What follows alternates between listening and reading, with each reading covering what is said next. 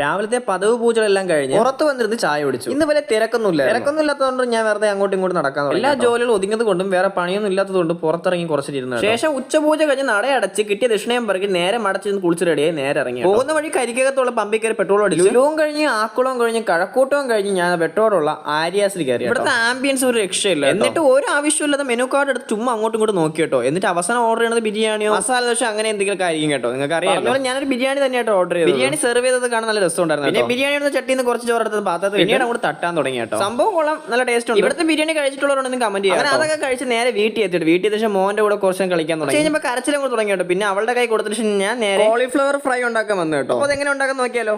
ആദ്യം കുറച്ച് കോളിഫ്ലവർ ഉപ്പും മഞ്ഞളും ഇട്ട് വേവിച്ച് അതിലേക്ക് കോൺഫ്ലവർ പൊടി ഇട്ട് ഇഞ്ചി വെളുത്തുള്ളി പേസ്റ്റ് ഇട്ട് ആവശ്യമായ മുളക് പൊടി ഇട്ട് ഉപ്പ് കുറവാണെങ്കിൽ ആവശ്യത്തിന് ഉപ്പ് ഇട്ട് നല്ല ക്രിസ്പി ആൻഡ് മൊരിമൊരി ആവാൻ വേണ്ടി കുറച്ച് അരിപ്പൊടി ഇട്ട് കേട്ടോ. ശേഷം നല്ലതുപോലെ കുഴച്ചെടുക്കുക. ശേഷം മസാല ഒന്ന് പിടിക്കാൻ വേണ്ടി കുറച്ച് മാറ്റി വെക്കുക കേട്ടോ. അപ്പോഴത്തേക്ക് കുഞ്ഞു ഉരുളി എടുത്തതിന് ശേഷം വെളിച്ചെണ്ണ വെച്ച് ചൂടാക്കിയതിന് ശേഷം ചൂടായ എണ്ണയിലേക്ക് കുറച്ച് കറിവേപ്പില ഇടാം. അതിലേക്ക് മസാല പുരട്ടി വെച്ച കോളിഫ്ലവർ ഓരോന്നോരോന്നായിട്ട് എടുത്തിടാൻ നോക്കുക. നല്ല ഹൈ ഫ്ലെയിമിലിട്ട് ഡീപ് ഫ്രൈ ചെയ്തെടുക്കുക. ഇടയ്ക്ക് ഇളക്കി കൊടുക്കാൻ മറക്കല്ല, അല്ലെങ്കിൽ അടി പിടിക്കും കേട്ടോ. അങ്ങനെ നമ്മൾ സാധനം സെറ്റ് ആയിട്ടുണ്ട്. അങ്ങനെ കോരി എടുക്കാൻ കേട്ടോ. കോരി എടുത്തൊരു പാത്രത്തേക്ക് മാറ്റി കുറച്ച് ഞാൻ പാത്രത്തിലെടുത്ത് മാറ്റി കേട്ടോ. ഇതിന് ശേഷം കുറച്ച് ടൊമാറ്റോ സോസ് എടുത്ത് പുറത്തിരുന്ന് കഴിക്കാൻ തുടങ്ങി. ഞാൻ ഉണ്ടാക്കുന്നത് പറയില്ല, നല്ല ടേസ്റ്റ് ഉണ്ടായിരുന്നു കേട്ടോ. അപ്പൊ നിങ്ങൾ ട്രൈ ചെയ്ത് നോക്കുമ്പോഴൊക്കെ കേട്ടോ പുറത്തത് കാണുന്നത്. അപ്പൊ നമ്മൾ വീട്ടിലുണ്ടാക്കുന്ന രീതി ഇങ്ങനെയാണ്. അപ്പൊ നിങ്ങൾ ട്രൈ ചെയ്ത് നോക്കുക. ശേഷം ഫീഡ്ബാക്ക് അറിയിക്കുക. അതുപോലെ നിങ്ങൾ എത്ര പേർക്ക് കോളിഫ്ലവർ ഫ്രൈ ഇഷ്ടമാണെന്നും കമന്റ് ചെയ്യാം. ഇത്രേ ഉള്ളൂ. അടുത്ത വീഡിയോ കാണാം. ബൈ.